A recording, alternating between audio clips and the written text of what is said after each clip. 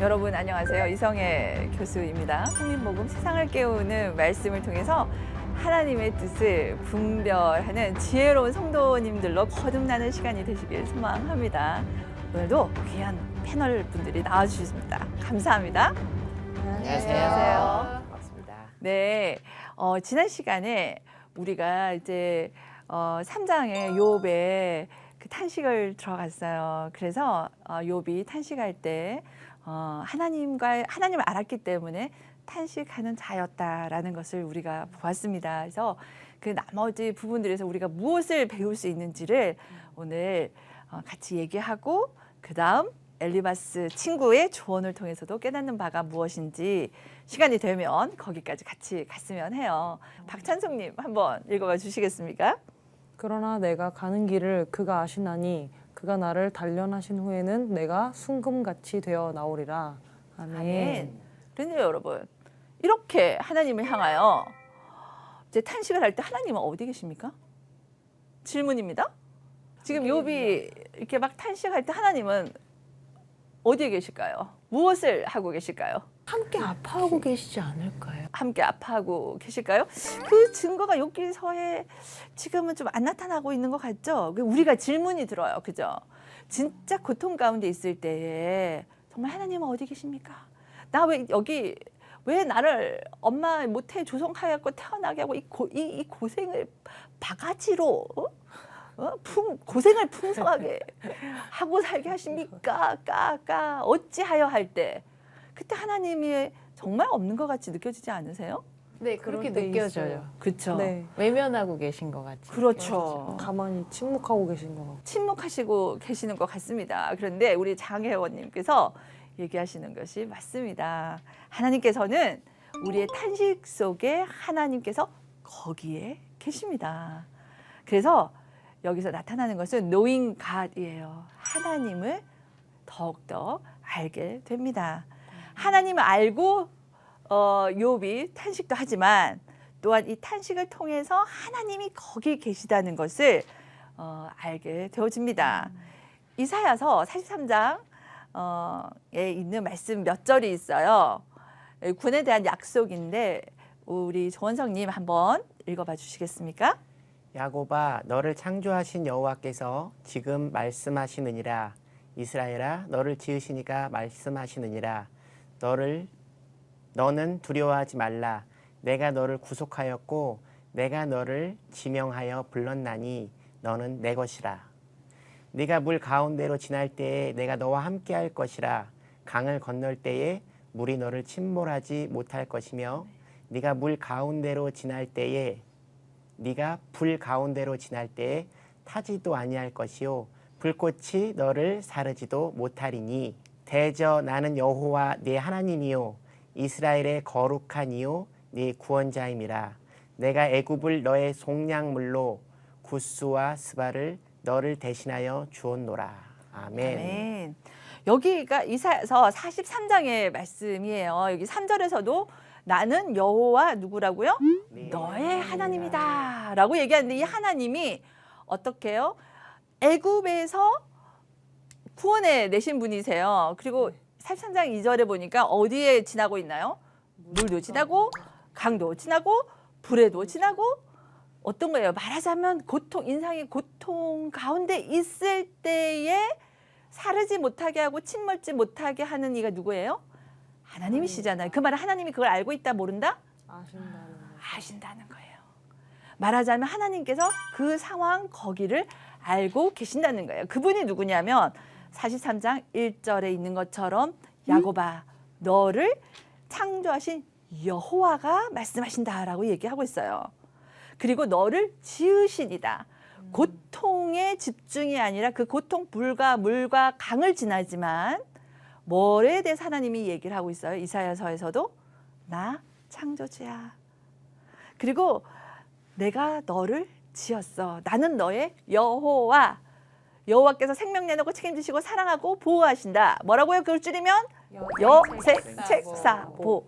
그것이 이사야서 43장에 이스라엘이 고통 가운데 있을 때 하나님께 주신 거예요. 그 말은 뭐냐면 하나님께서 정말로 사랑하고 계심을 얘기를 하고 계십니다.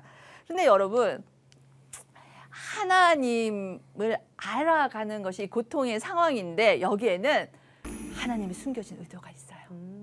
그걸 좀 영어로 하면 제가 만들었어요. Hidden intention of God. 하나님의 숨겨진 의도가 있는 것 같아요. 이 탄식 속에. 그리고 결국 하나님께서는 목숨 내놓고 생명 내놓고 책임지시고 사랑하고 보호하실 거예요. 끝까지 그렇게 하실 거예요.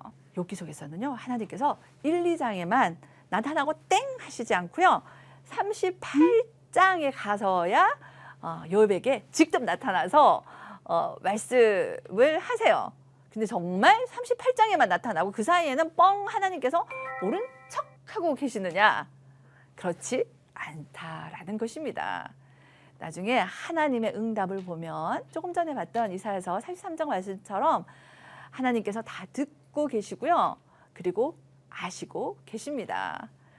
하나님의 숨겨진 의도, Hidden Intention of God. 이것은요. 우리가 그것을 알게 될 때에 눈으로 본 바처럼 분명하게 하나님께서 우리와 동행하셨음을 알게 될 것입니다. 그런데 그 상황 가운데 있을 때는요. 하나님께 버리운 바 된 것 같이 느껴져요. 그리고 세 번째로 이 욥의 탄식을 통해서 우리가 배울 수 있는 것은 탄식의 울타리를 가져야 한다라는 것입니다. 탄식할 때 말하자면 하나님을 향하여 누구랑 대판 싸우듯이 선 넘지 말라는 거네요. 선 넘지 말라는 정말 그렇습니다. 제가 울타리 이랬는데 장혜원 우리 아나운서님께서는 제가 저희 아이한테 매번 싸울 때 선 넘지 말라는 그렇습니까? 네, 맞습니다. 울타리라는 것은 선 넘지 말라. 너무나도 와닿는 메시지입니다. 맞아요. 선 넘지 말라. 고쳐야겠습니다. 선 넘지 말라는 것은 여기서는 하나님을 향한 신뢰를 얘기를 해요. 지난 시간에 조원성님께서 얘기했어요. 뭐라고 얘기했냐면 다윗도 하나님께 탄식을 하지 않았습니까? 그래서 우리도 탄식할 수 있고 저는 그 이제 말씀 봐가면서 줄쳐가면서 내가 하나님을 향하여 탄식하겠습니다. 하나님을 꼼짝 마라 하는 방법이 그거예요.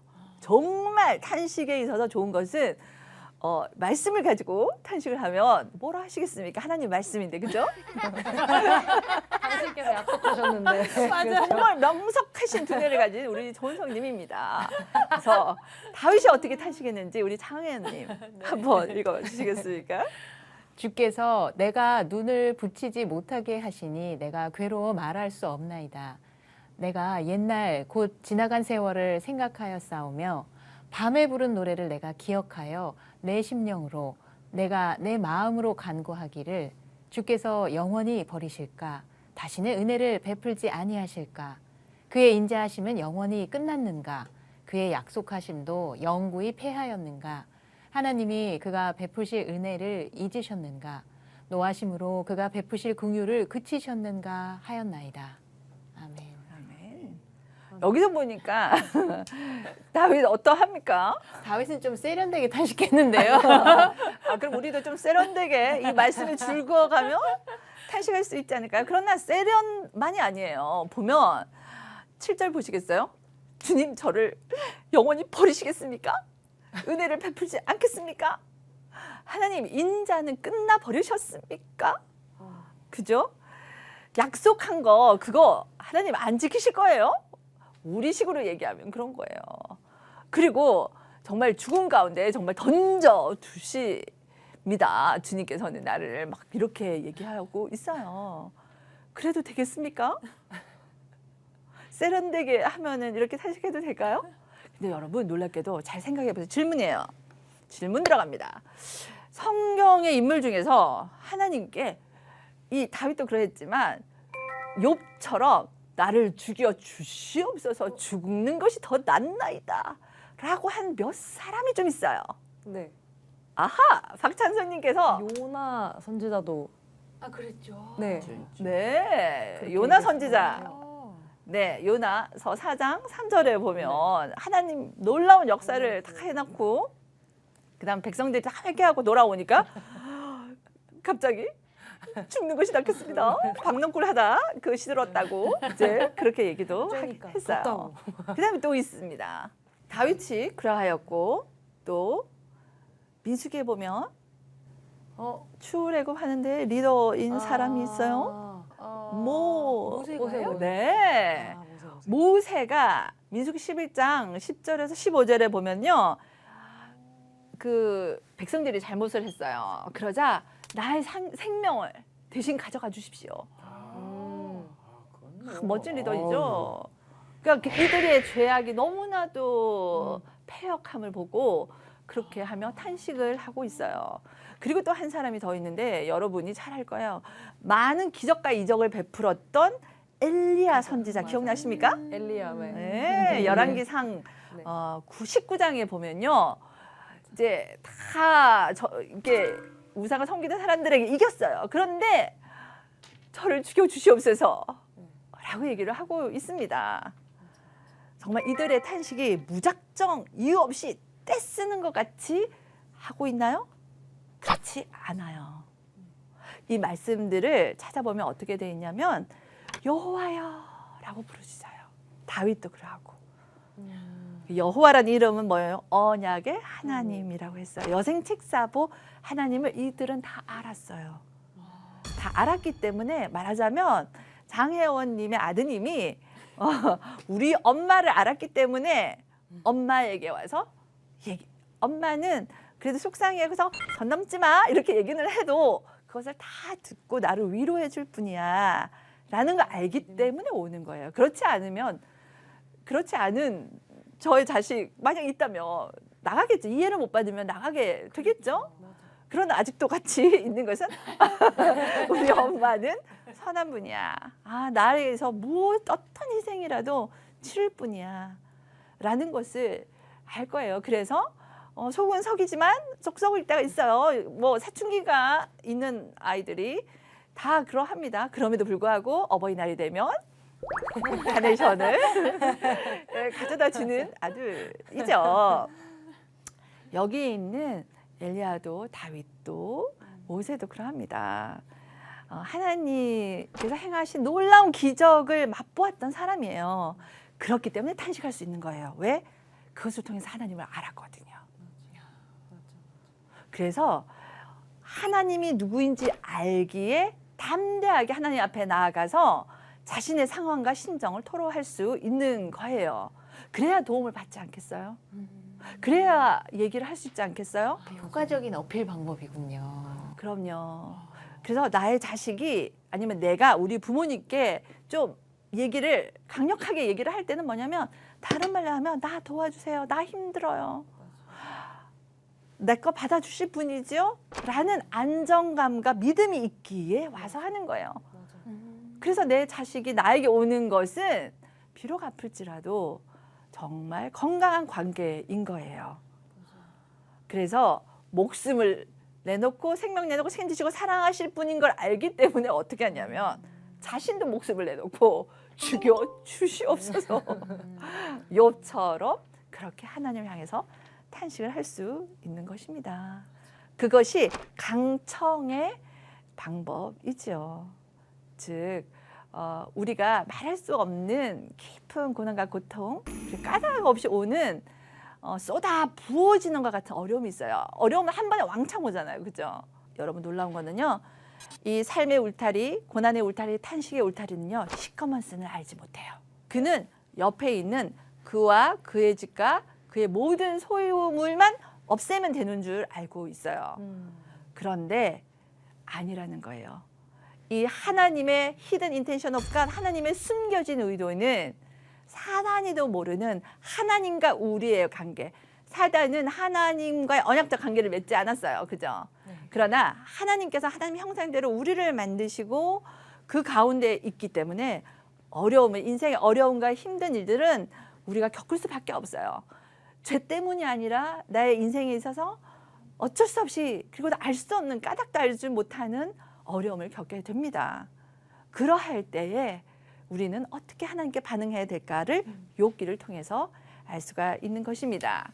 거기에 세 가지였어요. 첫 번째, 우리는 탄식할 수밖에 없는 존재이다라는 것이고, 그리고 두 번째로는 하나님의 숨겨진 의도가 있다라는 것입니다. 탄식 속에 하나님께서 거기 계신다라는 것이 두 번째, 오늘 3장을 통해서 배울 수 있는 것이었고, 마지막으로는 탄식에는 울타리를 가져야 된다라는 것을 얘기를 했습니다. 우리가 힘들고 어려운 일들 많이 있으시죠? 네. 그리고 지금 전 세계적으로도 어려운 일들을 지나고 있어요. 거기에서 힘들지만 우리가 하나님을 향하여서 이 고백을 드릴 수 있지 않을까 합니다. 우리 장혜원님, 여기 있는 말씀 한번 읽어봐 주시겠습니까? 고린도후서 4장에 나타나 있는 말씀입니다. 우리가 이 보배를 질그릇에 가졌으니 이는 심히 큰 능력은 하나님께 있고 우리에게 있지 아니함을 알게 하려 함이라. 우리가 사방으로 우겨쌈을 당하여도 쌓이지 아니하며 답답한 일을 당하여도 낙심하지 아니하며 박해를 받아도 버림바 되지 아니하며 거꾸러뜨림을 당하여도 망하지 아니하고 우리가 항상 예수의 죽음을 몸에 짊어짐은 예수의 생명이 또한 우리 몸에 나타나게 하려 함이라. 아멘. 네. 자, 이 말씀을 보고 생각되어지는 또 오늘 강의 들으면서 깨달은 것이나 이 말씀을 통해서 깨닫는 거 있으면 한 번씩 나눠 주시겠습니까?